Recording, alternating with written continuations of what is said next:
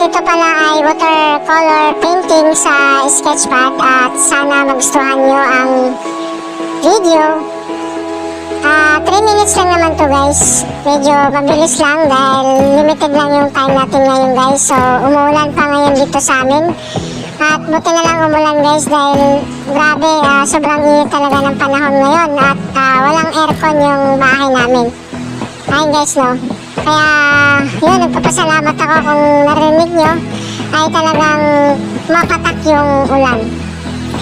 Yun nga guys, bali nasa 3 minutes video lang naman to guys no, fast painting lang dahil limited lang talaga yung oras natin ngayon. Ayun guys, kumukulog pa dito guys. So sana pagkatapos na lang po ang video at mabilis lang to guys. Suportahan nyo ang aking content at ako ay susumusuporta din naman sa content ng iba na small content creator lang din na tulad ko. So sana huwag kayo magsawa na manood ng aking mga arts video at makakaasa kayo na manonood din ako sa mga video ninyo kapag ito ay dumaan sa aking newsfeed or sa aking Facebook.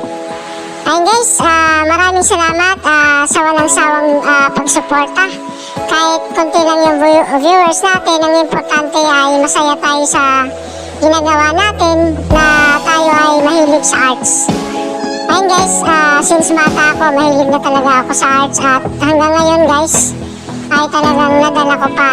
So, ayun guys, sana panoorin nyo ng buo ito guys at yun, makikita nyo ang resulta guys, no? At huwag kayo mag-expect na dahil mabilis lang yung time natin to, so hindi ito ganun kaganda.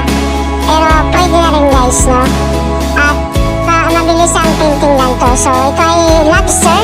So kung mapapansin nyo ang lobster ay ito ay seafood. Ayan guys, so madalas natin mapanood sa ibang mga vlogger or content creator na minumukbang nila yung mga seafood tulad ng lobster at yung alimango, yung crabs. So ayun guys, mapapansin nyo napakalaki ng kanyang kamay, no? At yan ay masakit guys pagka naipit kayo. So ang ginagawa ng iba, bago nila kainin ito ay tinatanggal muna nila yung kamay ng lobster para hindi ito nakakagat kasi matalas to guys. So guys, maraming salamat sa panonood at hanggang dito na lang at God bless sa